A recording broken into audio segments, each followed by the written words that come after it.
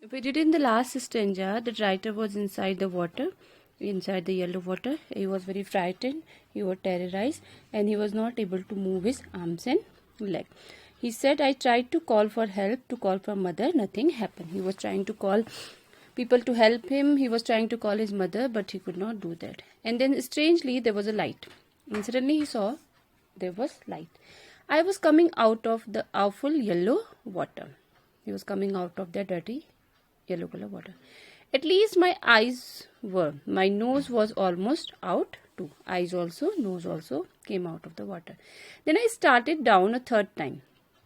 I sucked for air and got water. He said, then third time I went down. I started taking breath. I started taking air, but I could not get, there was only water. The yellowish light was going out. Then all effort ceased. I relaxed. Then everything stopped and he relaxed and calmed down. Even my legs felt limp. Limp means lifeless. He said even his legs also were lifeless. He was not able to move them. And a blackness swept over my brain. And he said blackness swept over my brain means he must be going unconscious. It wiped out fear. It wiped out terror. And everything was wiped out. Nothing was there. No terror, no fear. There was no more panic. He was not panicking also now. He was relaxed and calm. It was quiet and peaceful. It was very calm and peaceful.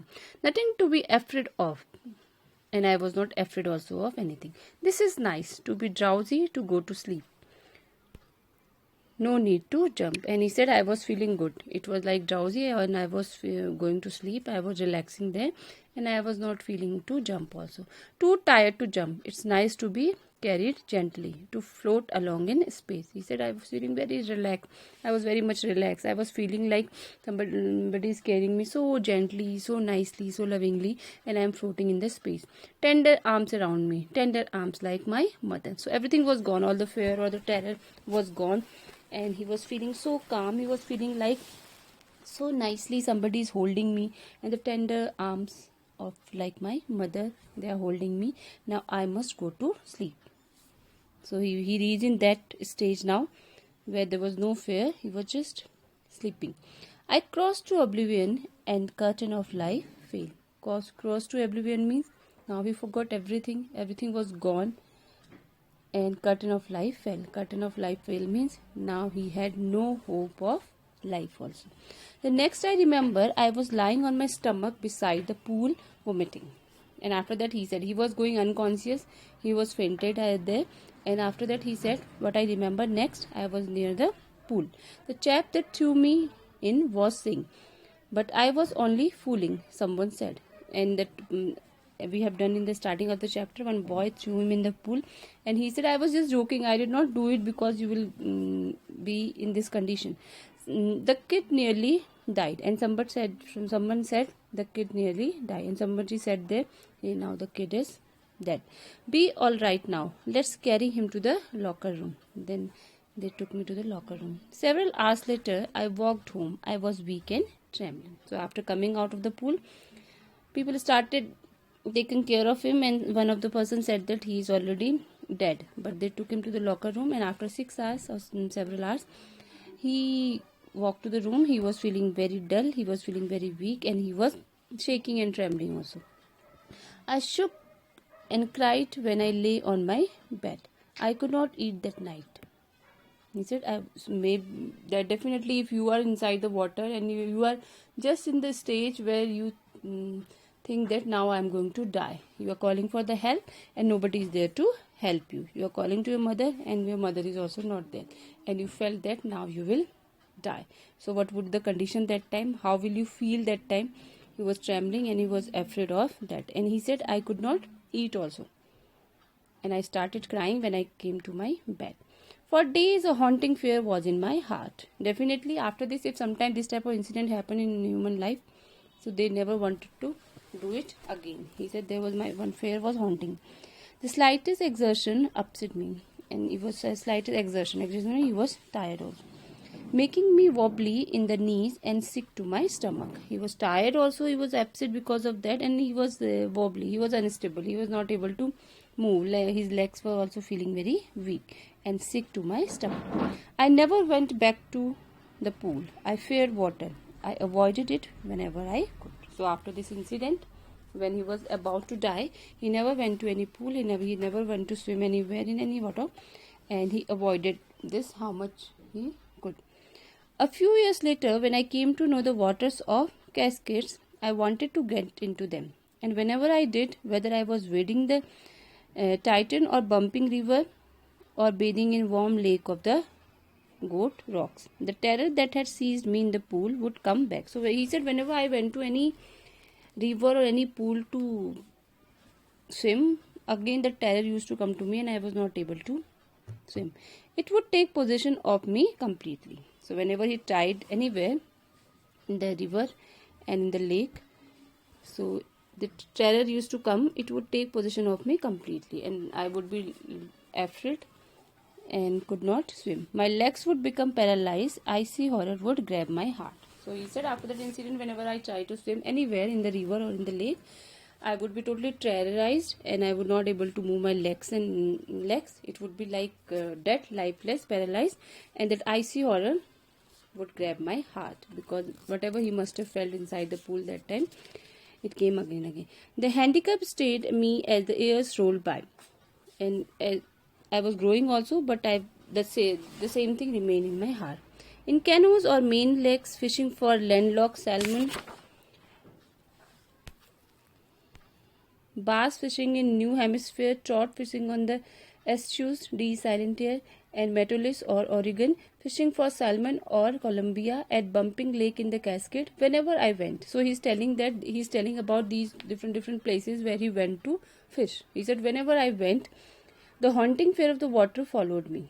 This fear of water always haunted me, and I was so afraid of water. It ruined my fishing trips, deprived me of the joy of canoeing, boating, and swimming. So that incident had a very great impact in his life, and we can say impact in his heart, because after that he was never able to swim in the river, in the lake, and whenever he used to try it, he used to get like paralyzed. He was not able to move his hands and legs, and he was not able to swim. He was very afraid, and he said, it ruined my life. It ruined my life. I was deprived of all the joy. Which joy he was deprived of? He could not go for boating. He could not go for boating, and he could not go to swimming. He could not go to fishing also. So he was not able to do these all the things because of that incident which happened in his life. He was drawn in the pool, and he was drawn in the pool and about to die. Until now we have done in the chapter how the writer was about to die once when he went inside the water, and he was very afraid after that. That fear of water was so deep inside his mind and soul that he could not try after that to swim or go in any river. I used every way I knew to overcome this fear, but it held me firmly in its grip. He said, I wanted to overcome this fear, but I could not do that. It became more and more. And one October, I decided to get an instructor and learn to swim. So finally, eventually, for coming over this fear, in the month of October, he decided that I'll have an instructor and I will learn to swim. I went to a pool and practiced 5 days a week, an hour each day. So he started practicing 5 days a week and for 1 hour every day. The instructor put a belt around me, because the instructor also knew that he was afraid of going inside the water, and the same type of terror may come again when he will go inside. So what he did, he tied a belt around him. A rope attached to the belt went through a pulley that ran on an overhead cable. So overhead there was a cable, there was a wire, and that was attached to, that rope was attached to that wire. He held on to the end of the rope and went back and forth across the pool, hour after hour, day after day. And the instructor was holding that rope, and he was going back and forth, front and back means, and across the pool, here and there, everywhere he was swimming with the help of that, and hour to hour, day after day, for so many hours, for so many days. On each trip across the pool, a bit of the panic seized me. He said, whenever I started taking a round, again I was panicking, I was afraid. Each time the instructor relaxed his hold on the rope and I went under. So the rope was in instructor's hand, and as he was releasing the rope, rider was going under the water.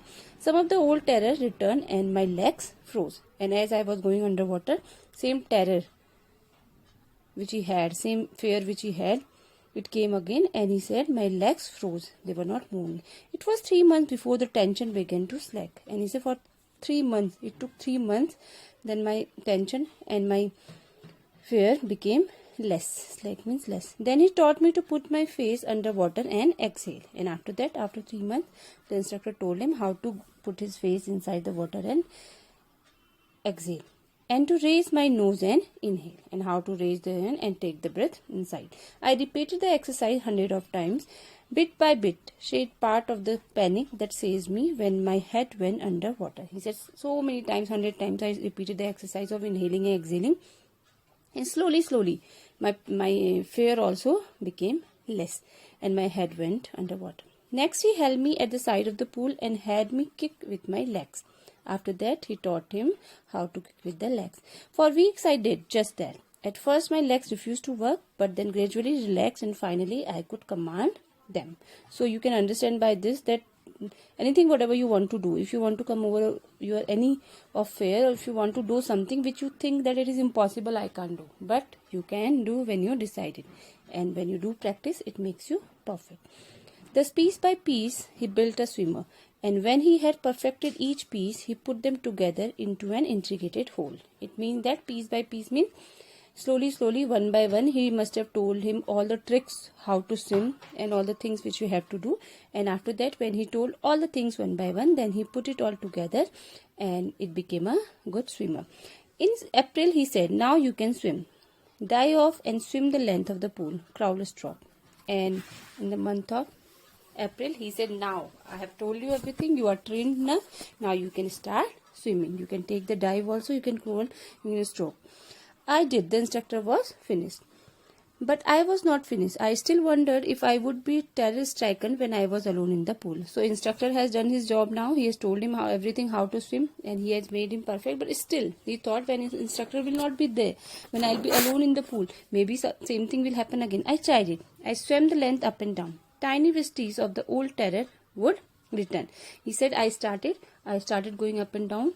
Sometime I would get the same terror again. But now I could frown and say to the terror trying to scare me, "Eh, well, here is to you, look," and off I would go to another length of the pool. He says slowly I started doing it again, and as I started swimming without instructor, sometime the terror came to me. But I what did I do for this? I showed him frown.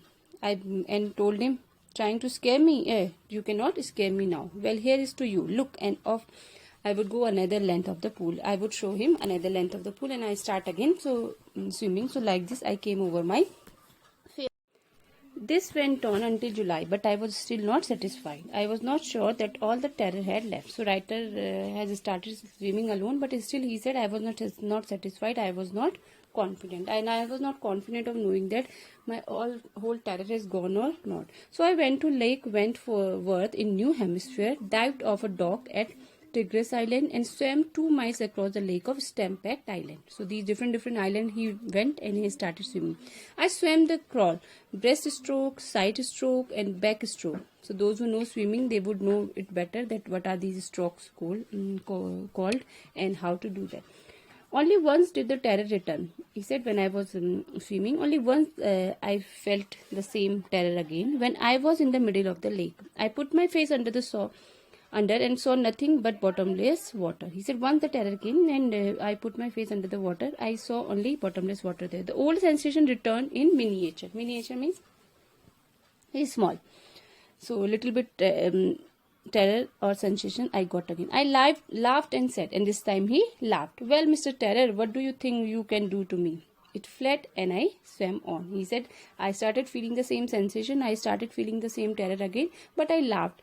And I said, "Oh, Mr. Terror, what can you do to me?" And it fled fled means went from there, and I swam on.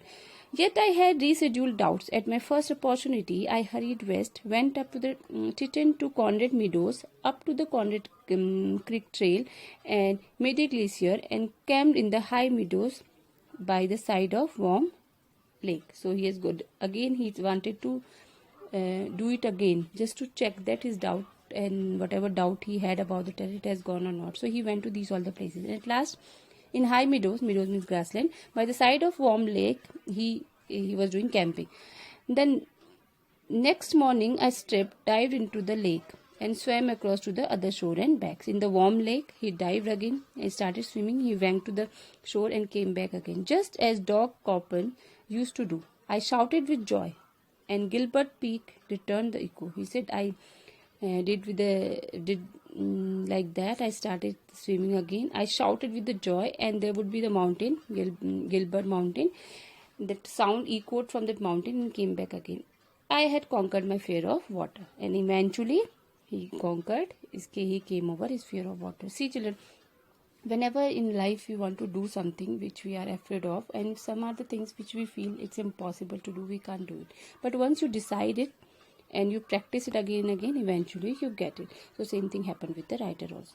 The experience had a deep meaning for me, as only those who have known stark terror and conquered it can appreciate. He said this coming over this fear has a deep meaning for me, and only that person who has seen or felt same terror and he has overcome of that terror, he can only appreciate. In death there is a peace. There is a terror only in the fear of death. Now what is the meaning of this? In death there is a peace.